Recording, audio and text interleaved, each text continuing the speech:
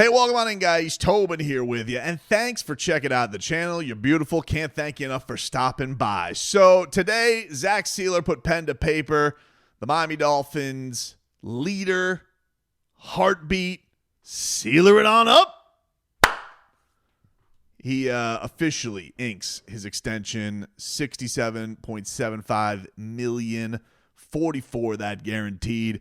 Shows up today at the press conference, aqua cowboy hat. Mwah. If that's not Goosies galore, I don't know what to tell you, dude. Then you just don't have a goose rating, quite frankly. But today was an interesting one because he did talk a lot on his journey, obviously, a lot on his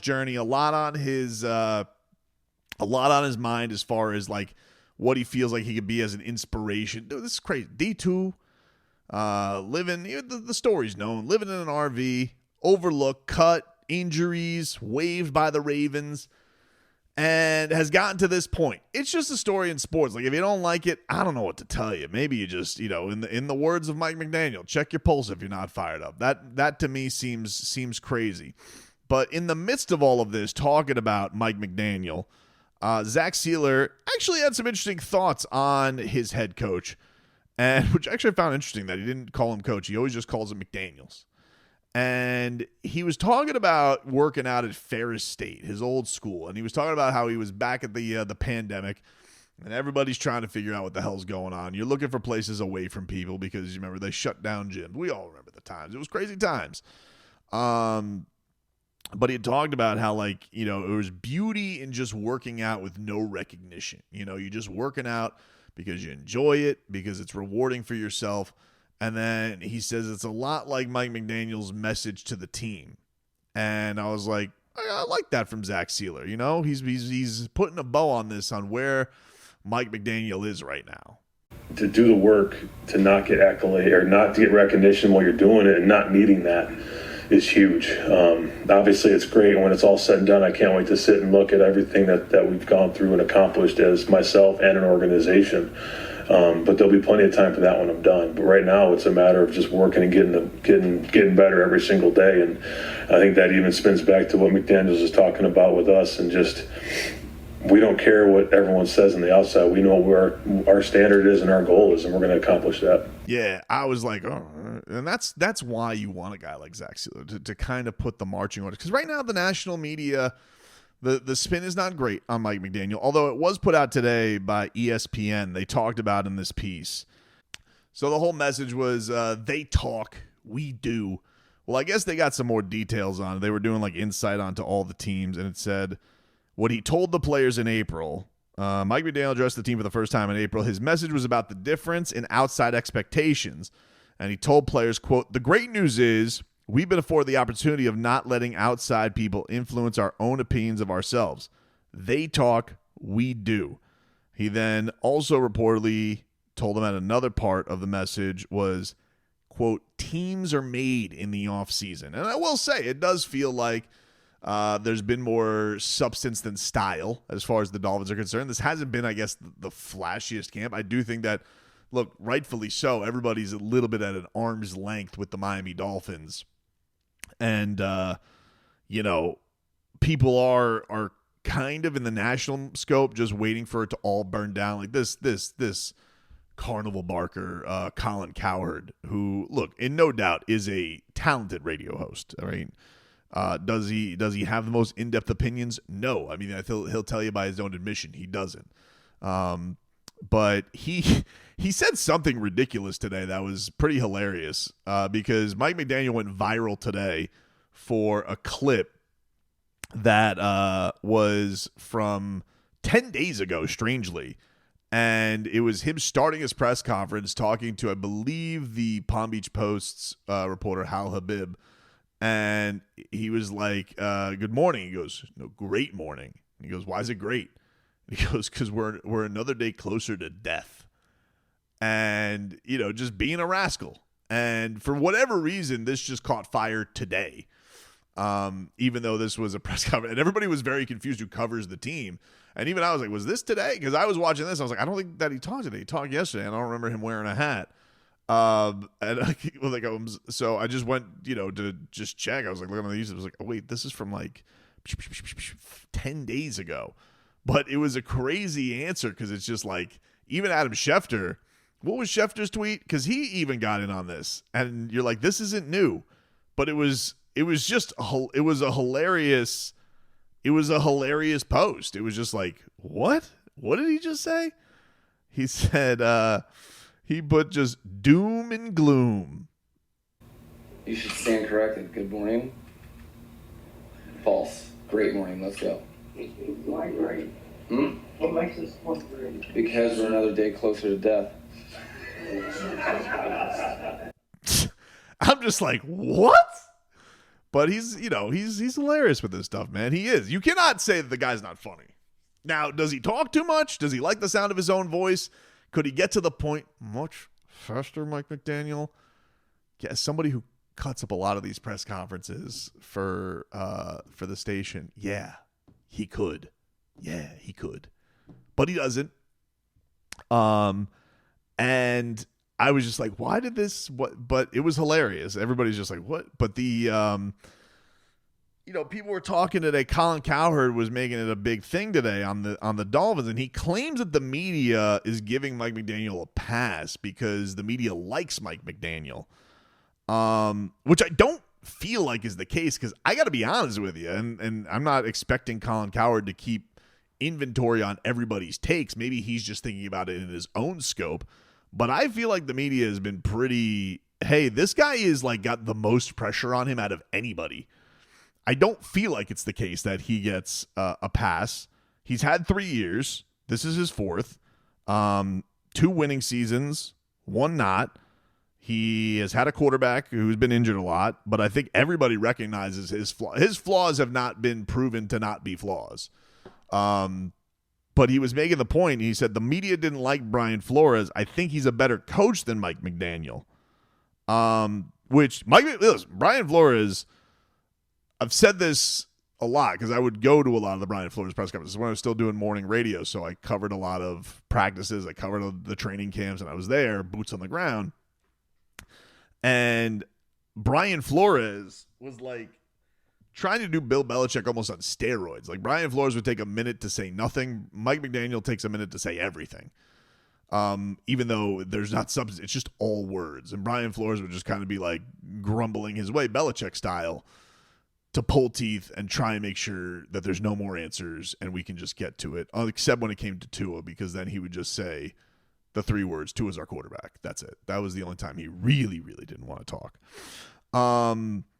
But he says that he thinks he's a better coach than Mike McDaniel. Obviously, his defenses have been proven to be pretty damn good. I actually think in a lot of ways, they're both. They both have similar flaws. I know people will look at it and say that, Brian Flores has tougher teams. I think that's true. You're a defensive-minded coach. That's probably typically going to be the case. But I both think that while Brian Flores, maybe is a better coach, I'm not here to debate. Maybe if he wasn't in the midst of lawsuits and all that stuff, that he probably would have gotten a head coaching gig way faster. Can't dispute that. I remember being on the air. We found out, me and Leroy, the news broke. We were like, what? And yeah, it turned out like, they were trying to make a play for Sean Payton. They were trying to, make this super move. And then that blew up in their face because he was like not going down quietly with that. I just had a winning season and you basically made me lose on purpose for a year. But the idea that Brian Flores lost his job or opportunities because the media didn't like him, I know that there was, there's been plenty of stories that are out there about how he treated the media and the run-ins that he's had. Look, I think plenty of coaches probably have things back that they get really pissed about. The NFL in general, one of the things that I can tell you, covering the NFL as compared to other sports, it's very joyless. Like it's not a bevy of fun. It's the most covered sport. Everybody's there. It feels like they're all paranoid as hell. And there's very little positivity. Leroy tells me all the time, he's like, it's just a very negatively reinforced sport. And I think that's probably just what draws into it. And so Mike McDaniel is a bit of breath of fresh air on that. But I don't think you can say that he's gotten more of a pass than Brian Flores has. Because I do think that if he blows it this year, I guess, what are you going to say? It's an extra year. He's probably going to lose his job. I don't think he's going to see this through. If he does, then okay, we could probably have a conversation about it. I do think in ways Brian Flores definitely got screwed because the Dolphins were trying to make a move, and this owner has already shown you he's tried to do that. He tried to do that with Tony Sparano. He tried to go replace him with Jim Harbaugh. He's made this in his wheelhouse. But anyway, getting back to Cowherd, he then said, speedboats and convertibles aren't built for January, even in Miami. And I was like, that's wrong, because that's honestly the perfect time that you can have speedboats and convertibles, because everybody else is freezing their ass off.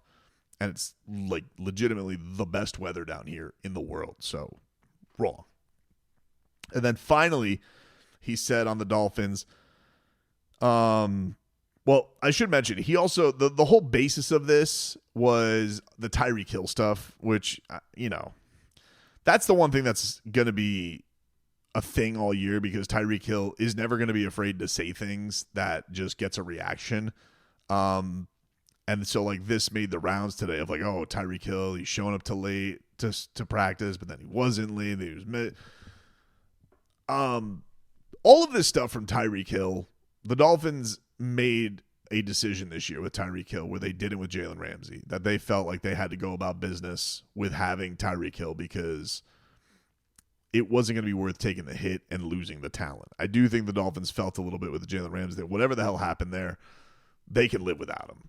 They can live without him. They can make it happen without him. I don't think they can do that without Tyreek Hill, especially in having to take it on the chin as much as where his contract's at and what you would get for him, and knowing all the baggage that comes with him. So the Dolphins made a pretty pointed effort early to make it work with Tyreek. Also, his agent being Drew Rosenhaus, I'm sure Drew going on the offensive on Pat McAfee and all that had plays in it as well. But, Cowherd said, like, so many coaches would have been just done with Tyreek already. And I can't, maybe. He mentions, like, Belichick, and he mentions Andy Reid, who actually was done with Tyreek Hill at one point, But we've also seen Mike McDaniel did move on from other guys that he did feel like were detriments to the team. So I think it's one of these things where, look, the Dolphins feel like they are really trying to take a legitimate stab at making this team more physical, have a better culture, lean into the guys like Zack Sieler, going in there, making him Minkah Fitzpatrick, having a guy like him, hoping that some guys raise themselves as leaders. It did sound good. You heard Aaron Brewer this weekend, and the way that he feels more empowered as a leader on the team because Tehran was kind of the de facto leader as the elder statesman in the room. And that can maybe drive the Dolphins in a different place. It may not matter. I think a lot of this is going to come down to the health of Uno and where he's at. The final point that he made was the Dolphins look like Gucci, but on closer inspection, they're just sus, which I was really bothered by because he's a 60-year-old man. I have a 13-year-old daughter. Whenever I try and use young people language, God, the death stares that I get. And I know what happens here is you have radio hosts that have young producers. They're probably fresh out of college. And, like, that's the line that they threw at him. And it just, I'll do it for effect every now and again just to annoy Leroy on the show. But I feel like he was trying to genuinely be the hip guy saying that. And it just really bothered me. But that's why Colin Cowherd has had the gig as long as he's had. Is everything that he said about Mike McDaniel false? No, the Dolphins definitely have plenty to prove. He definitely is in a situation. But do I feel like he's gotten a pass? I do not. I feel like the Dolphins fan has kind of rode with him because they dug it. And then they've gotten to the point where, yeah, they want results. And they'll be happy to kick him to the curb for another football coach. Because everything that they wanted to, like, hope was just was wrong and was pointed in the wrong place. The toughness, the winning in cold weather, the can't be good teams, all those concerns, the Dolphins have not rewarded them. The team has not rewarded them in any type of way for their faith. And so now we're in a spot where Mike McDaniel probably is on his last legs and probably will be on the hot seat, especially if the Dolphins get off to a bad start.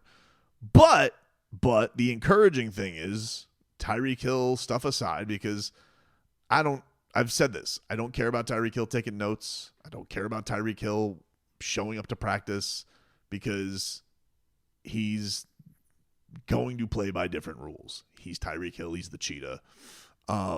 Tua's already laid it down at where the team is at, and we all know where it's at. If the guy comes out and he performs and does his job and is one of the best weapons in the league, people are going to forget about a lot of stuff. If this team goes off and is in the toilet, the drama is going to echo. It's going to become more toxic, and we're going to be in a bad place. And that was probably the argument for cutting ties with him, because, you know, maybe a bad start with less head cases or guys who can blow things up and can cause headlines like he has, not having that in your locker room maybe has been a benefit. But if you play well with him, then it's not going to be an issue. So we'll have to see that. But, you know, Sieler co-signing where things are at with McDaniel. Yes, fresh off a $44 guaranteed $1 million extension. I get you. What else are you going to say? Get you. I understand. But he is the right type of guy. I do think if anybody has, if we're going approval rating across the board with Doll fans, I don't know if anybody's got a higher approval rating right now than Zack Sieler. And so I do think that his word carries a little bit more, or at least as much as it can, with fed up Doll fans than anybody else.